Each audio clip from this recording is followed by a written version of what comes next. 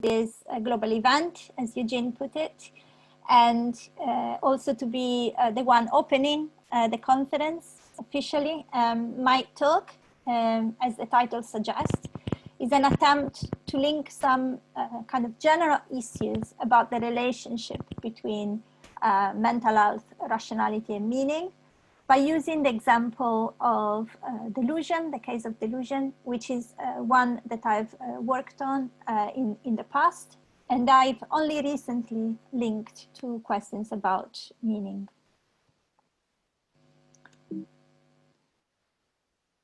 So the plan is to tell you a little bit about what I take delusions to be. And in this talk, I will focus on clinical delusions, which are considered in a lot of the psychological and philosophical literature, paradigmatic examples of irrational beliefs.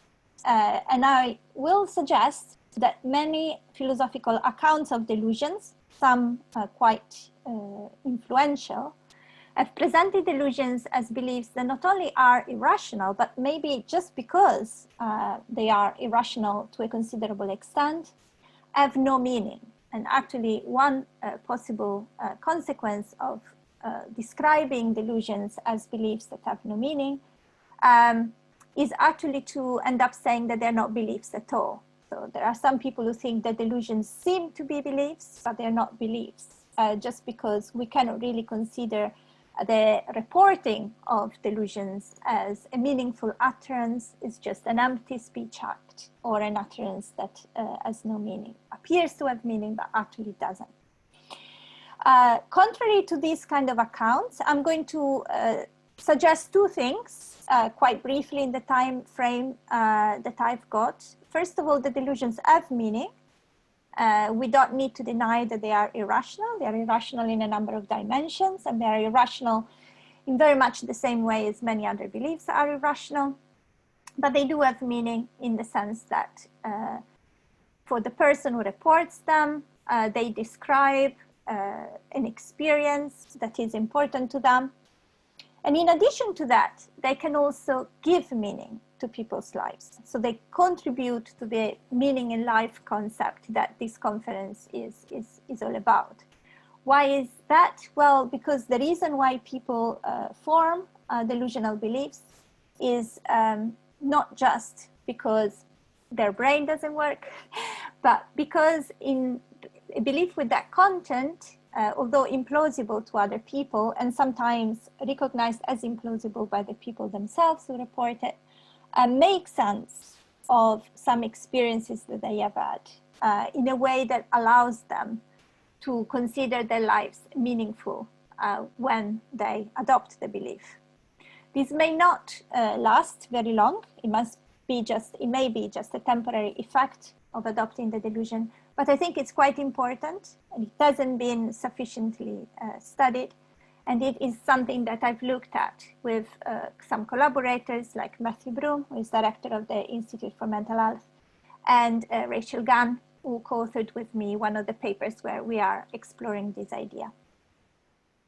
I think this is important because if we can claim that even the most paradigmatic instances of irrational belief not only have meaning, we can understand why people talk in that way, why people describe their experiences that way, but they give meaning to people's experiences in a way that could be almost be perceived as psychologically adaptive, then we are really kind of pressed to divorce the idea that meaning and rationality need to go together.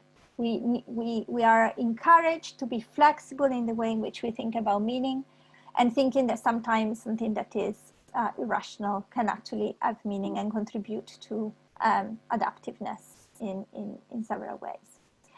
I want to start with saying a little bit about what a delusion is, just in case you're not familiar with this concept or the way it is used in the clinical literature. I know that there are more influential and most often quoted definitions of delusion, but I really like the one that Ryan McKay and co-authors have proposed, because it links together some epistemic features of delusion to some psychological features of delusion. So it links together something about what the delusion is like in terms of how people perceive the world through the delusion, but also what the delusion does to you. What are the consequences of having a delusion? So he says, a person is deluded when they have come to hold a particular belief with a degree of firmness that is both utterly unwarranted by the evidence at hand and that jeopardizes their day-to-day functioning. So you see the color coding, so the green is epistemic and the red is psychological. So there is a clear harm to delusion. Sorry.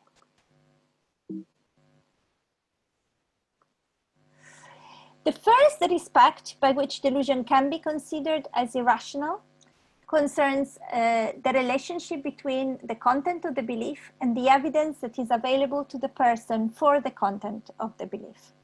So we normally talk about epistemically rational beliefs when we have beliefs that are either fixed or ill-grounded. So a belief is fixed when it's not responsive to evidence. So you might have evidence when you form the belief, but then you acquire new evidence that seems to be going against the belief, and yet you don't change your belief. You don't suspend judgment, you don't revise your belief, you just stick to your belief. So that's the idea, that in that sense, you're being epistemically rational because you're not taking into account the new updated evidence that comes through.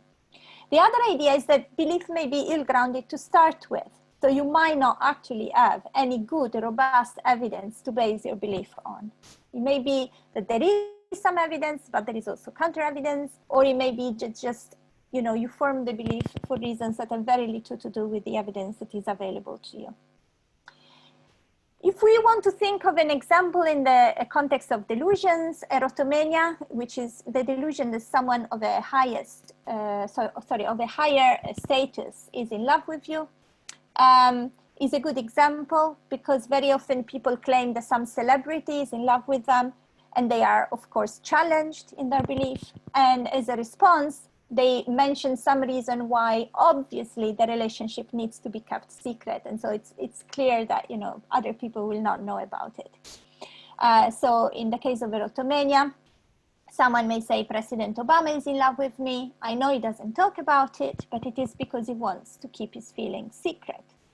Now, of course, this is an indication that when people propose arguments and evidence against the belief, the person tends to dismiss the argument and evidence and instead continue holding on to the belief. Another sense in which delusions can be irrational is agential irrationality, and that's the relationship between the content of the belief and the actions that the person performs.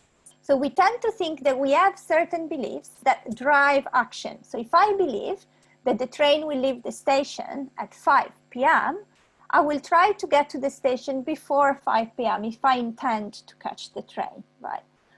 So one thing that philosophers have noticed about delusions is that often people report a certain belief, something that sounds very much like a belief, something they're committed to, but then they don't actually perform actions that are consistent with that belief. In the Capgras delusion, for instance, which is the delusion that a loved one, often a spouse, has been replaced by an imposter, and the person living with you is actually someone who looks like your spouse, but not your spouse. Very often, the person worries about where the spouse might have gone or what might have happened to the spouse. But in other cases, there is no concern, no visible concern. And the person actually gets along pretty well with the imposter, with the alleged imposter, and even as friendly or flirtatious behaviors with the imposter, which may suggest that at some level, the person doesn't actually believe that there has been a substitution. What is interesting about delusions in the relationship with action is that some people have used this idea that delusions are behaviorally inert, they are not strongly manifested in behavior, to suggest that there is some kind of double bookkeeping, a lack of commitment to the content of the delusion. A famous example by Sean Gallagher is a person with persecutory delusions in the hospital who claims that the nurses have been trying to poison him, and yet whenever they bring them food, they eat the food, right? So the idea is that if you really believed that there is a risk of being poisoned, you wouldn't touch the food, or you'd want to be cautious. Well, that caution is not present. So that's the idea, that sometimes delusions are not reflected in behavior. Now, these elements of irrationality that we've been looking at, epistemic and agential irrationality, there is also an element of procedural irrationality when delusions do not fit with other things that the person believes, although clear examples of that are a little bit more infrequent, have led philosophers to think that delusions might not be beliefs. So there is this big debate in philosophy between doxasticists who think that delusions are beliefs and anti-doxasticists who think that delusions are not beliefs. I just want to give you a little bit of a glimpse of this debate because I think it matters to how we think about meaning.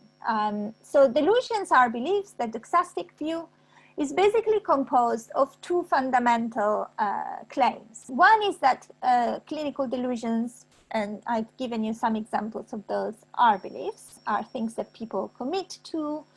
They're not just words that people utter, but they actually represent something, maybe describe the person's situation or the person's experience.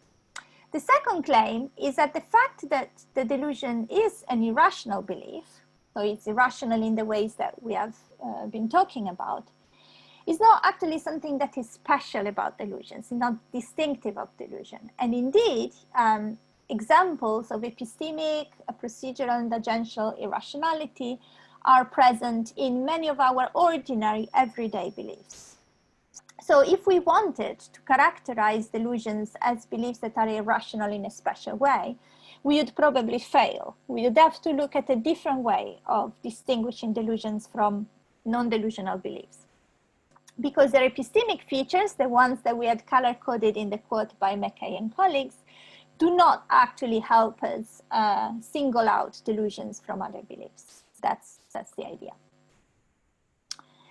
What about the opposition? So anti-doxasticists disagree that delusions are beliefs. They may agree that delusions sound like beliefs, that there is an appearance of belief to them, but they think that ultimately there's something else. And this is a big family of views, which comprehends quite different views. And so it's a very heterogeneous group of different philosophical accounts of delusions. I have color-coded again the ones that are most interesting for us if we want to explore the idea of meaning and delusions.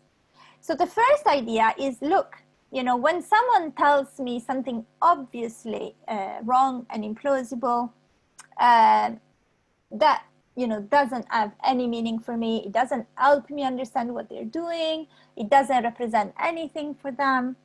So delusions are actually meaningless utterances. We shouldn't think of them as beliefs at all. It is a mistake to try and read too much into them. Other people say maybe delusions are an interesting phenomenon, but we shouldn't use the category of belief to explain how they work. We should actually think of them as perceptual illusions. Why? Well, you tend to think of beliefs as something that is sensitive to evidence. But we saw from the epistemic irrationality idea that actually delusions very often are not responsive to evidence. So maybe they do not behave like beliefs, they behave like those kind of perceptual illusions that we know, are illusions, and yet we can't help seeing them in that way. Think about the Muller-Lyer illusion, where you see these two lines as not being parallel when you know that they are parallel. The fact that you have a belief about what you're seeing doesn't actually affect the way you're seeing things. So one way that philosophers sometimes talk about this is kind of information being encapsulated. So it's, you get this visual information and no amount of other type of information can change that. So why don't we think about delusions as some kind of cognitive illusions? So they are still illusions, but instead of being purely perceptual, they involve our reasoning and our capacity to form thoughts. Another idea is that maybe delusions are acts of imagination that the person herself mistakes as beliefs. And that is why delusions seem to conflict sometimes with other beliefs, at this form of procedural irrationality. So this is another interesting idea. We don't think of beliefs as something that stands on its own. We think of beliefs as things that form a system or a network that hang on well together, that support each other. But the delusion may be quite different from the other beliefs that the person has. So maybe we should compare it to an act of imagination, which is much more free from constraints than a belief. Additional ideas, one that I find quite interesting, is the idea that delusions are not beliefs, but are not even non-beliefs. They are hybrid states. Either they are half beliefs, half imaginings, for similar reasons to the ones that we just discussed. And the idea is that that helps explain why they sound like beliefs, and people seem to commit to them in the way that people commit to things that they believe. At the same time, they don't have the typical functional role of beliefs because they're not resistant to evidence in the way, they're not responsive to evidence in the way that we would expect, or they do not drive action in the way we would expect. And finally, and I'm mentioning this because I think it's crucial to the idea of meaning, ascribing delusional beliefs to other people does not enable us to explain or predict those people's behavior. So I think this is quite key. Why? Well, belief is a folk psychological notion. It means that when we use the word belief and ascribe beliefs to other people, the reason why we do it ultimately is to be able to understand and predict what people will do next, or what people have done in the past. In the case of explanation, we're more kind of backward looking. In the case of prediction, we're more forward looking. But if the belief is such that it doesn't give us any clue about what the person is thinking otherwise, or what the person will do, then why should we even ascribe the belief? Why should we go into the trouble, right? And I think that's a really nice challenge, a challenge that I'd like to talk about and ultimately dismiss. It comes from the very influential thought that rationality and understanding go together in intentional states. So according to a very influential view in the philosophy of mind, which has been extremely influential in psychology as well, rationality and understanding go hand in hand, in the sense that once rationality collapses, then understanding is also compromised. A person's behavior can be interpreted, explained, and predicted in intentional terms, so by reference to their beliefs, desires, emotions, plans, and so on, only if that behavior meets some basic standards of rationality. If those standards of rationality are not met, there cannot be any understanding. There cannot be any explanation in terms of beliefs, desires, and so on. You can just talk about the brain being damaged, or kind of a glitch happening, or a machine being broken, but it's not a person kind of believing and desiring and acting in a certain way for reasons. And this kind of view has inspired the intentional stance by Daniel Dennett and the principle of charity by Donald Davidson, which in turn have kind of influenced certain issues in the philosophy of mind, especially concerning belief and consistency.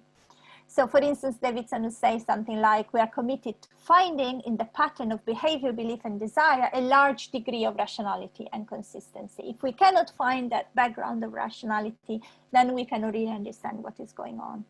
And similarly, Dennett, who compares the intentional stance, which has to do with beliefs and desires, to the physical stance, which is just about physical events and states, or the design stance, which is about biological function.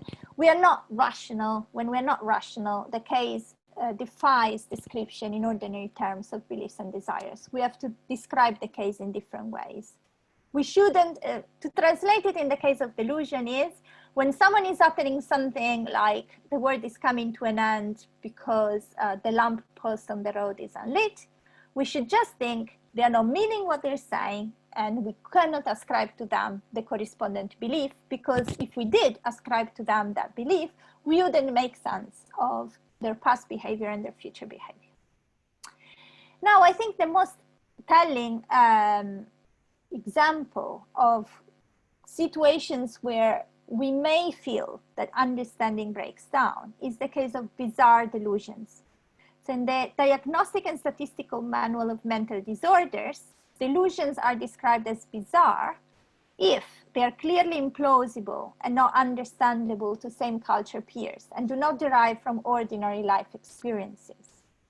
Now, you will notice that ununderstandability is actually in the definition of bizarre delusions. That's how ingrained the idea is that a bizarre delusion cannot be understood by other people.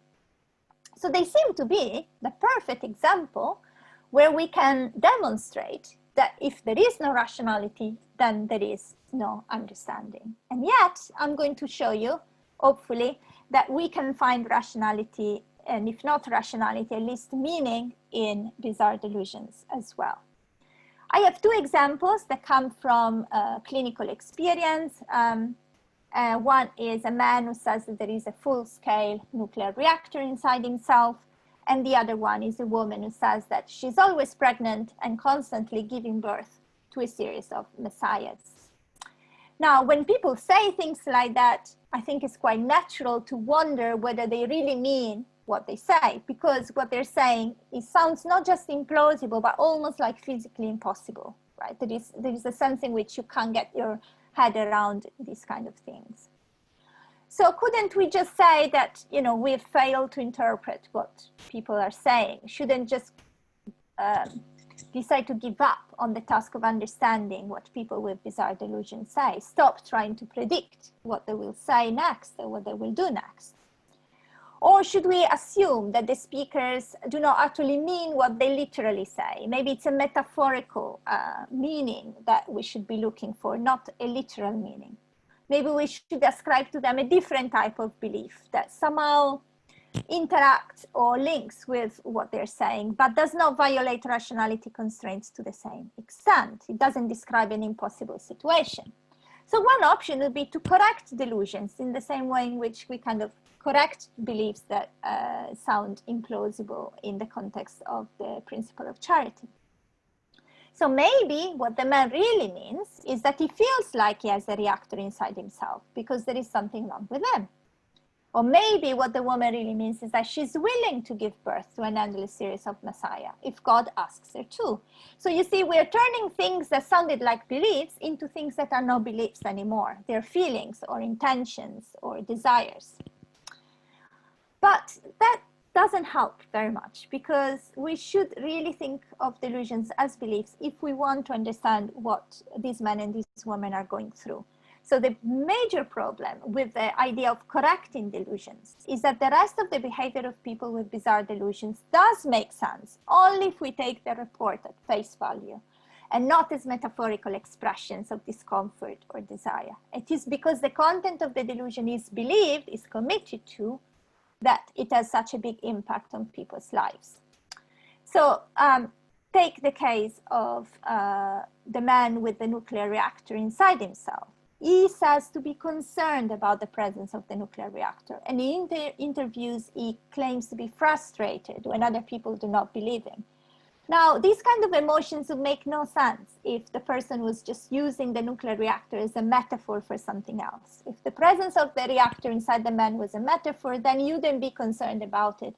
You'd not feel frustrated at other people's disbelief. And similar with the woman who claims to give birth to an endless series of messiah, she also claims to feel happy and privileged about that condition, blessed by God because of that. Now, she wouldn't feel privileged if she just desired to give birth to messiahs. It's the fact that she has said yes to God's plan for her that makes her feel privileged. The fact that she has actually done the thing, not just desire to do the thing.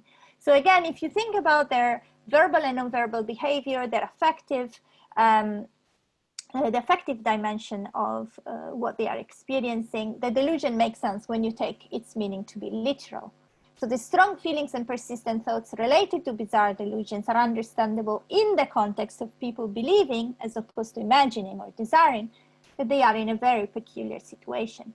And of course, you may think at a first glance that the delusion makes no sense when you hear the report. But maybe it's because you're just hearing a single report. You're not talking to the person long enough to understand what the report is doing in the economy of their mental life. you're not really understanding what is it that they are describing in terms of their long-term experiences. So the idea is that maybe we should look at people's experiences in order to understand what sounds as unusual to us.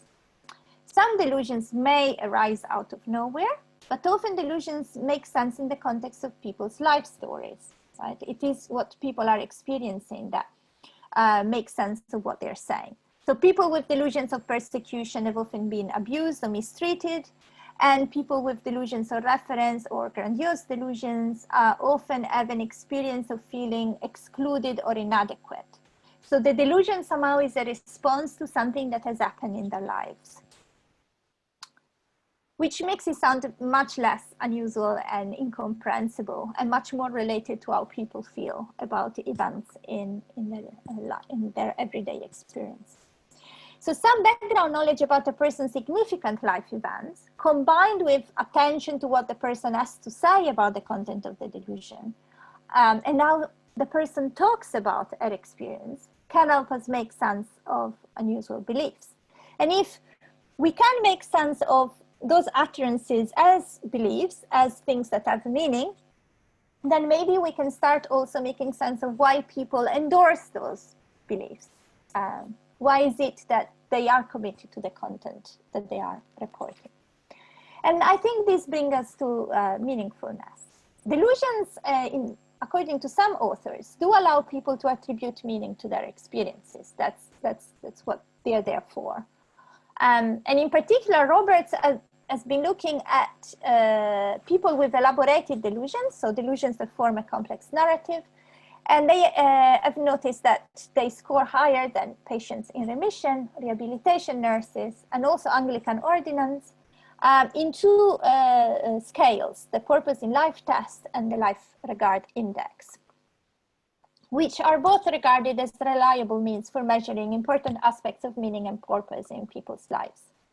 So the Purpose in Life test is something like a set of questions where you've got a scale from 1 to 7, and you need to express how much you agree with a statement. So if I could choose, I would prefer never to have been born, or I would want 9 more lives just like this one. As I view the word in relation to my life, the word completely confuses me or fits meaningfully with my life. So depending on how you respond to these kind of statements, the purpose in life is ascertained. The Regard for Life Index is a little bit different, measures the ability to see one's life within some framework, which generates life goals, and the degree to which one sees those life goals as fulfilled, right? Or as being in the process of being fulfilled. So people rate statements on a 5-point scale, ranging from 1 to 5. I have a clear idea what I like to do with my life. That suggests strong sense of purpose. Or I don't really like what I'm doing. Now, what is interesting about the fact that people with elaborated delusions score higher in these dimensions is that the delusion doesn't make them disconnect with what they perceive to be their own experiences. There is almost a fracture, but the fracture is between the delusional reality and the actual reality. So Robert says, both the specific contents of delusional beliefs and the experience of having found a powerful and comprehensive explanation, accompanied by a conviction of having discovered the truth, could be preferable for some of these people to confronting reality again. So there is a clear motivational factor where the delusional reality is preferable to them than the actual reality in which they live, but the delusional reality is not completely disconnected with the actual reality. It's a response to events in that reality. And again, discrepancies between delusional and real perspectives are likely to be resolved by further elaboration of the delusion. So the person doesn't give up the delusion when they receive challenges. We've already seen this when we talked about epistemic irrationality, but rather gives more detail about the delusional experience. Elaborated delusional systems may be in part perpetuated and mediated by the associated psychological benefits. So the reason why delusions may be so difficult to give up may be that they're actually providing some function. They're making the person feel better about themselves given the experiences that they've had. An additional evidence of this, which I will not go into because time is ticking, is that Bergstein found that people with acute delusional state, in comparison with non-clinical population, find that they have a higher sense of coherence. Now, what sense of coherence tracks is quite interesting. It's a global orientation that expresses the extent to which one has a pervasive, enduring feeling of confidence that the stimuli deriving from one's internal and external environments are structured, predictable, and explicable. The resources are available to the person to meet the demands posed by those stimuli. And these demands are challenges, so they're worthy of investment and engagement. So you can really see how this relates to finding meaning in your life. You know, you find that what you're experiencing matters, you have the resources to understanding it, and there is more work to do that you can actually achieve. I wanted to finish by looking at a couple of case studies where I say we, but actually it was Rachel Gunn who did most of the work, looked at people who had acute delusional, they still had acute delusions, but they were invited to talk about them in two interviews, 1 hour long each, where they were asked how they formed the delusion, what happened before they endorsed that kind of belief. So that's Barbara first. As God was talking to me, he was making sure that I knew there was nothing wrong with me. And he's always there, whether I'm right, whether I'm wrong. Well, he says I'm never wrong. God says I'm never wrong. Right, if I say something bad about myself, and God will cry and say, no, that's not right. You didn't let me do it. You didn't let me do anything that would damage me, something that I wouldn't be able to live with. Barbara, is a very critical time preceding the onset of her delusion. She felt very lonely and she felt very guilty about some previous life choices. Then some delusions with religious content followed, including the idea that the devil was bad and wanted us to be miserable, and God instead was good and wanted us to be his children. God tells Barbara that she's his child, that she can do nothing wrong. And this somehow helps with the feeling of guilt and worthlessness that Barbara was experiencing. So we can see the delusion as supporting Barbara at a time of great emotional distress. It enables her to feel that she's loved and lovable, that she's intelligent, beautiful, important, and she can be forgiven for past actions. Her previous depression and guilt and fear can be erased if God's love for her is unconditional. And this is, you know, one way of looking at her delusion. So she's protected from feeling of being unloved, for instance, related to her husband leaving, feeling of guilt relating to past decisions. And one argument can be made that the delusion actually helped her at the moment where she was considering suicide. She had suicidal thoughts. The second case is Andrew. All I know is what happened was that I went on the floor and just felt like evil was trying to turn me into this thing. So it was like a power. I felt like a test from God. That's what it felt like. I was commanded to write. There's only one way that I can explain it. Imagine someone put your hand on a piano and they play it for you. So in the case of Andrew, he had a very difficult time at work. He was being bullied and abused. He felt isolated and powerless. He also had OCD symptoms and made things worse. When the delusion starts developing, he feels compelled by God to write a letter about how unjust the world is, mentioning some of his employers. He sent it to a lot of people. He felt that the people mentioned in this letter would be punished, would go to hell. And so he was kind of restoring justice to the world. Again, we can see that it has a powerful role. So the idea is that if we think about delusions in this way, as being meaningful in the context of people's experiences, we can go beyond the idea that people with delusions are either mad or bad. We can fight stigma that is associated with having delusions. It's not true that the delusion is just a meaningless utterance. It's not true that the person who utters delusions is damaged, so they're not mad. But it is also false that the delusion is something that the person is completely responsible for, and that makes the person morally defective. So the person is not bad. we can give a better, more nuanced account of what happens to people with delusions. We can have a model of psychosis which takes into account social and psychological factors, as we did when we described Barbara's and Andrew's experiences, and offers a more balanced account of their capacity to deal with life when life becomes extremely difficult. So the delusion may actually play a role in counteracting the perceptions of one's life as a downward spiral of misery. It can give, at least temporarily and imperfectly, meaning and purpose to people's lives. And experience is absolutely key. The more we know about people's experiences, the closer we get to understanding their behavior. Even a very implausible belief can make sense when you've got context. What happened to the person before that person adopted the belief?